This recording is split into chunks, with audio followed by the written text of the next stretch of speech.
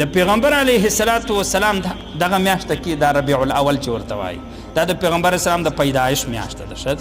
په دا میاشته کې پیغمبر اسلام پیدا شوی خامخا به سړي ته پیغمبر علیه السلام په یاد ورځي چې دا د پیغمبر علیه السلام د پیدایش میاشته ده. نو اوس به سړی کوي څه دلونه به راولي خلک ستا ښه دی دلونه وایي څه پیښه ده وایي پیغمبر علیه السلام پیدا شوی. سبحان الله. نو ډول ولې وایي میلې کوي شرک کوي کفر کوي په څه نامه یې کوي په 12 ربیع الاول په نامه یې کوي چې په دا ورځ د پیغمبر علیه السلام د پیدایش دغه مسلماني دی ته نه وایي کاکا دا خو سم دم دغه د عیسایان نه دي دا کرسمس دا د دې د اختر ورځ ده دا هغه ورځ ده چې دوی وایي عیسی علیه السلام په دغه ورځ پیدا شوی دی حالانکه عیسی علیه السلام دا غلط خبر هم ده چې عیسی علیه السلام په دغه تاریخ نه ده پیدا شوی. خیر خدای دا خو اختر جوړ کړی دی څه پیښه ده وایي عیسی علیه السلام په دا ورځ پیدا شوی. 300 کاله تاریخ لیکي کتابونه لیکي چې عیسی علیه السلام چې د دنیا اسمان ته پورته سو 300 کاله دا کیسه دا کرسمس دغه اختر دا کیسه نه وه دا د عیسی علیه السلام د پیدایش ورځ چا نه مناوه. 300 کاله بعد یو عیسایي بادشاه و هغه ول دا ورځ د عیسی علیه السلام د پیدایش ده موږ باید چې دغه ورځ مناو کړو دغه ورځ یو اختر ځینې جوړ کړو. نو څه دي څه مشکل خو نه دی هغه وخت هم هغه حق فرست عیسایان ورته ویل چې دا مه کوئ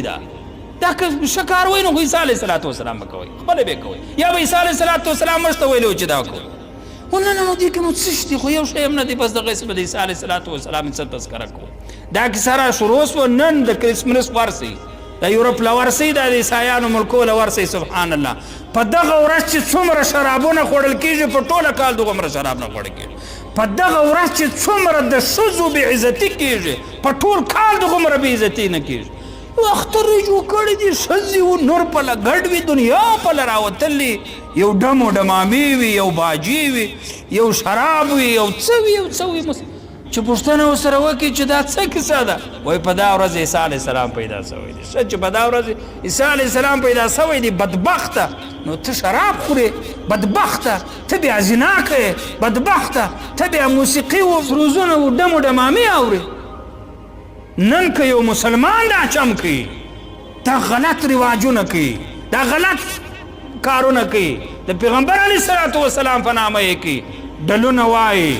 ښځې ونر پله ګډ وي کفر کوي شرک کوي غزلې وایي نور خرافات د دنیا خرافات. اوس خو بیا دا کیسه هم ده یو غټ کیک یې جوړ کړی په دا کیک باندې د پیغمبر علیه السلام نوم یې لیکلی بیا دا کیک کاټوي په چاړه باندې په دغه هم نه پوهېږي چې دا اوس موږ ادب کوو که بې ادبي کوو د پیغمبر علیه السلام دا خو بې ادبي ده د پیغمبر علیه السلام. په دا ورځ به پیغمبر علیه السلام یاد کا په دغه ورځ د پیغمبر علیه السلام فضائل بیان کا په دغه ورځ د پیغمبر علیه السلام هغه دعوت او تبلیغ چې دنیا ته یې کړی چې دا اوس پیغمبر علیه السلام را ژوندی سي او ته پوښتنه ورسره وکړې چې یا د الله پیغمبره په دغه به ښایي زما دپاره چې ستا په سنتو ستا د دین خدمت شروع کړم کار شروع کړم او که دا ډم و ډمامې وکړم دا جلسې و جلوسونه راوباسم ته پیغمبر اسلام په دا جلسو په دا جلوسو به خوشحالي او که به دا خوشحالي چې لمونځ وکړه د مانځه پایبنده سه زما د سنت زندگی وکړه زما د دین خدمت وکړه زما پر دین ځان قربان کړه تا به پیغمبر علیه السلام خوښ وي. خو موږ ته ټوله زندگی معلومه ده چې پیغمبر علیه السلام په څه خوشحاله کېدی په دا ډلو خوشحاله کېدی په ډلو نه خوشحاله کېدی شه د پیغمبر علیه السلام د الله پر دین خوشحاله کېدی. دا صحابه وو دې د پیغمبر علیه السلام څه رقم زندگی کول ما او تا به هم هغه رقم زندگی کوله که صحابه وو. څومره مینه محبت چې د صحابه وو د پیغمبر علیه السلام زه ورسره وو زه به دومره مینه محبت کوم څومره اتباع چې صحابه وو د پیغمبر علیه السلام کوله نن به ما او تا دومره اتباع د پیغمبر علیه السلام کوو. روایتو کې راځي حضرت عبدالله ابن مسعود رضی الله تعالی عنه پیغمبر علیه السلام د جمعې ورځ ده په منبر ولاړ دی خطبه وایي شاوخوا د مسجد په دا کناره باندې څه خلک ولاړ وو پیغمبر علیه السلام ورته کښېنئ دغه خلکو ته یې ویل حضرت عبدالله ابن مسعود رضی الله عنه د کوره را روان دی در اوسه مسجد ته راغلی هم نه دی په لاره کې دی هلته د پیغمبر علیه السلام خبره واورېدله چې کښېنئ بس هلته کښېناست حالانکه هغه په مسجد ته نه و راغلی تر اوسه پورې په لاره کې و پیغمبر علیه الصلاۃ والسلام بیا په خبرو شو بیا ورته ما خو تا ته نه ویل چې ته هلته کښېنه ته ولې کښېنستلې ما خو دغه خلکو ته ویل ولې د الله پیغمبره ما ته را معلومه وه چې ته ما ته نه وایې خو چې زما غوږ ته ستا دا خبره راله چې کښېنه اوس که ما ته وایې که نه وایې زما پښې بیا مخته نه تلئ نه سپېتلی ګرځله بیا هم تر اوسه تېره وه چې زه د پیغمبر علیه الصلاۃ والسلام د خولې دا تورې ووځي چې کښېنه او زه دې بیا نه کښېنم بیا د روان یم حالانکې د حضرت عبدالله ابن مسعود رضی الله تعالی عنه ښه سر په خلاص و چې دا ما ته نه وایي چې په دا روډ ته کښېنه خود به هلته په مسجد کې خلک یې هغه ته وایي ما ته نه وایي لیکن دا د ده هغه عشق و محبت یې و چې بلا اختیاره په هغه ځای باندې بیا کښېنه دا اتباع وشه دی د صحابه و د پیغمبر علیه الصلاۃ والسلام دومره یې مینه وه دومره یې اتباع وه دومره یې محبت و ورسره د پیغمبر علیه السلام حضرت ابو دجانه سبحان الله د دا خلکو عشق ده د دا صحابه و عشق و محبت ته چې سړی وګورې نن نو زه تر صحابه و ډېر لوی عاشق سومه چې هغو دا چم نه دی کړی زه بیا کوم نو حضرت عثمان غني رضی الله عنه ته دا کاس دی وایي وایي تا دا لنګ ډېر راپورته دی دا څه کښته که دا دی بدنما ښکاره کېږي دا د خانانو چم نه دی دا د لوی خلکو دا د سرمایهدارانو خلکو چم نه دی دې کې سړی دغې خوار ښکاره کېږي ته دغه لنګ څه کښته که بیا به د خانانو سره میلاو شو د هغه په نظر کې به دی خوار نه ور ښکاره کېږي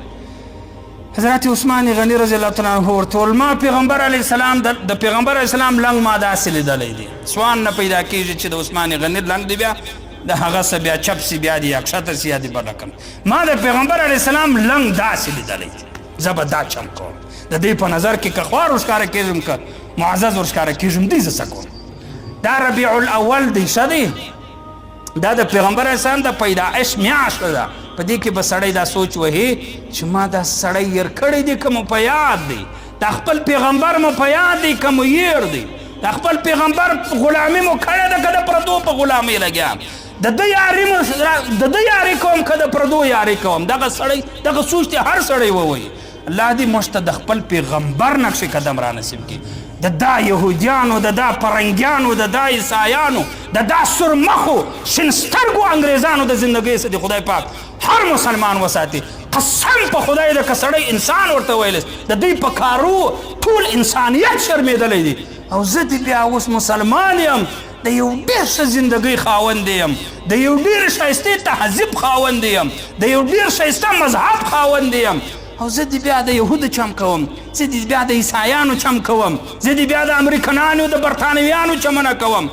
الله مو دې داسې کمزورې زندګي د خدای پاک مسلمان ته په نصیب نه ورکړي الله دې موږ ته د سنتو زندګي را نصیب کړي د پیغمبر علیه السلام عشق د خدای پاک راته نصیب کړي د پیغمبر علیه السلام سره د کامل تعلق الله راته نصیب